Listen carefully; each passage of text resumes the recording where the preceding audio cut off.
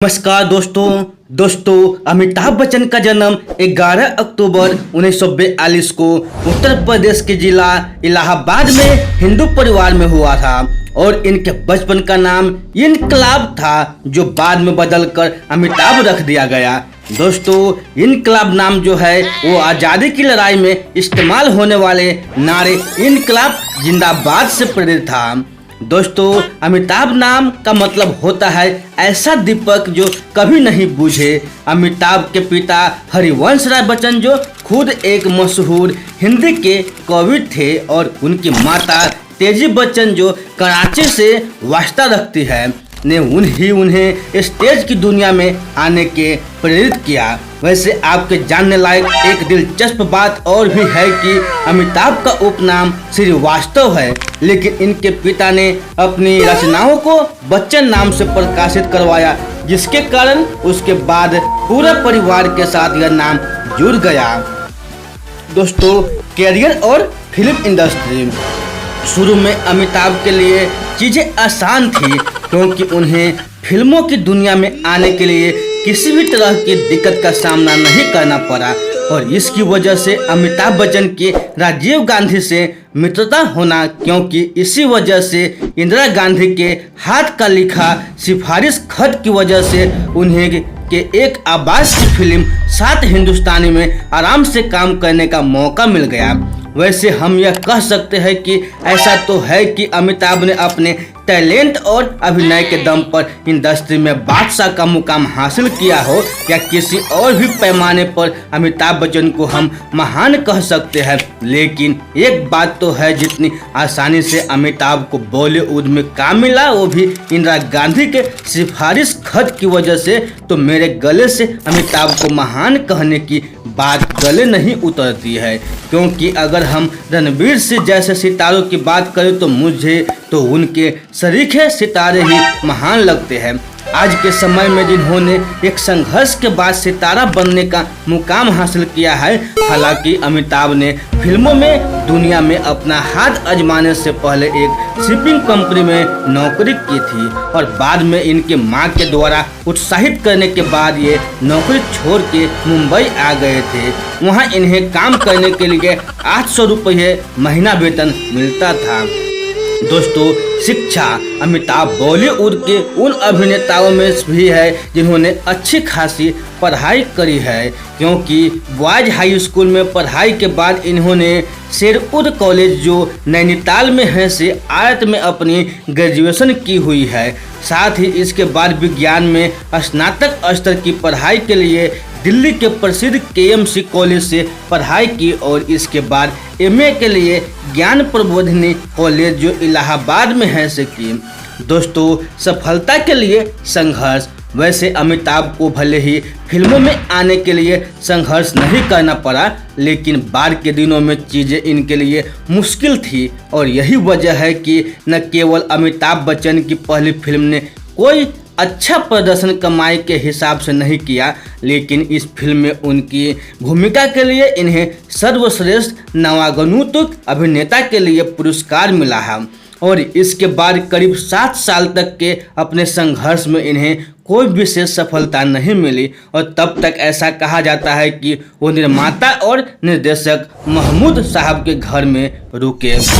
दोस्तों, स्टार बनने का सफर।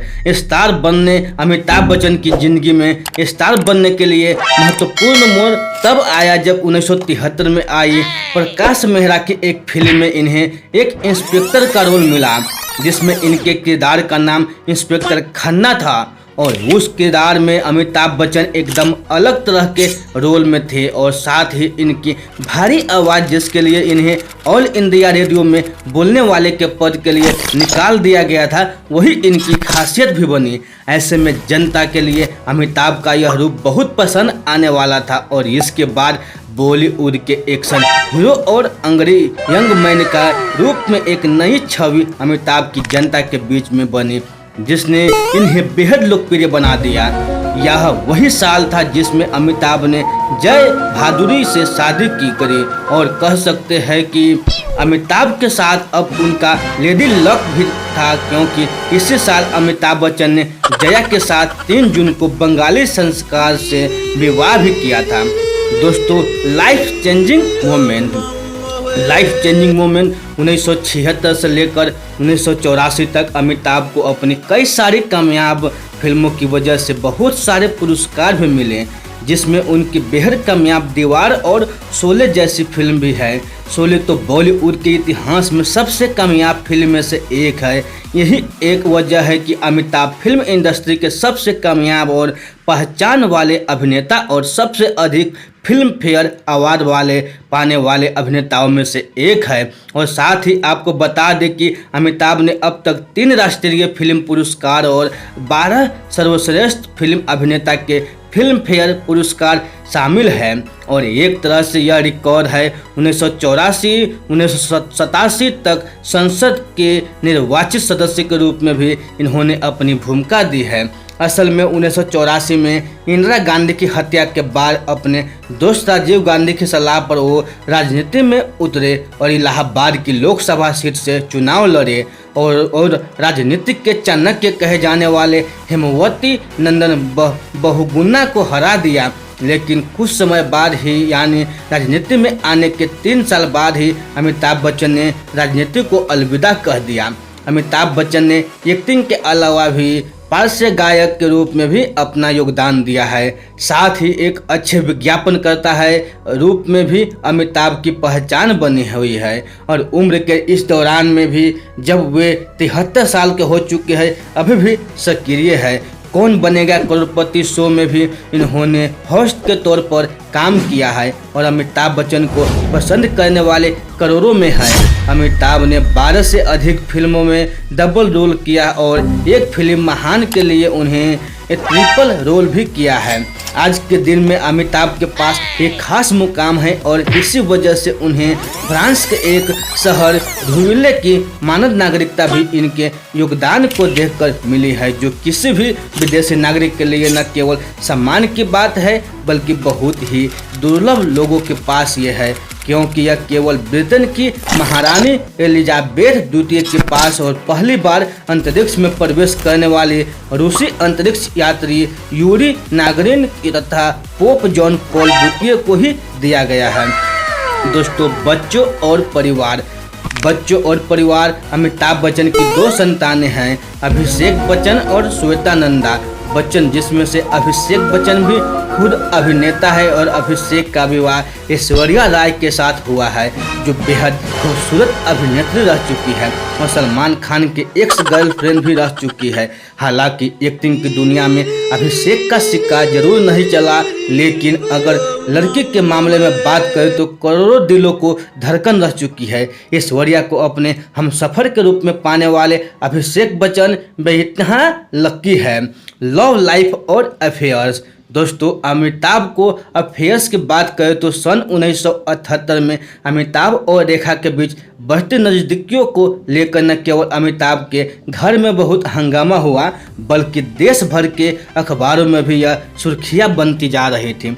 इस बारे में सुना गया है कि रेखा दिल ही दिल में अमिताभ बच्चन को बहुत पसंद करती थी, लेकिन उन्होंने सही तरीके से कभी इसे जाहिर नहीं किया और न ही अमिताभ ने इस रिश्ते के बारे में कभी कुछ कहा, जिसकी वजह से मामला रहस्यमयी होता गया। और शायद इसी वजह से जय ने रेखा को इस बारे में बात करने के लिए डिनर पर बुलाया था।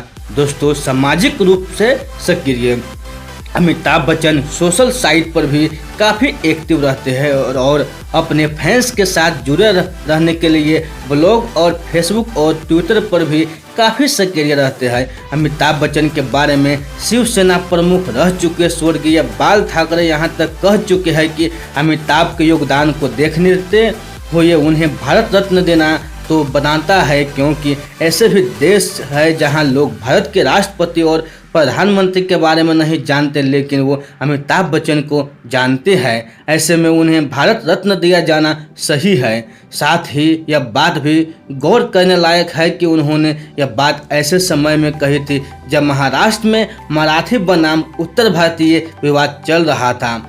दोस्तों lesson to take Amitabh Bachchan, अगर किसी चीज़ को दिल से चाहो तो पूरी कायनात उसे तुमसे मिलाने में लग जाती है। तो दोस्तों ये बायोग्राफी आप लोगों को अच्छी लगी हो तो अपने दोस्तों के साथ ज़रूर शेयर कीजिएगा और ऐसे ही बायोग्राफी सुनने के लिए इस चैनल को ज़रूर सब्सक्राइब कीजिएगा। तो फिर मिलते हैं ऐसे ही अगले बायोग्राफी में, तब तक के लिए आप खुश रहिए, सुरक्षित रहिए और अपने सेहत को अच्छी तरह से ध्यान रखिए और अपने परिवार से मिलजुल कर रहिए।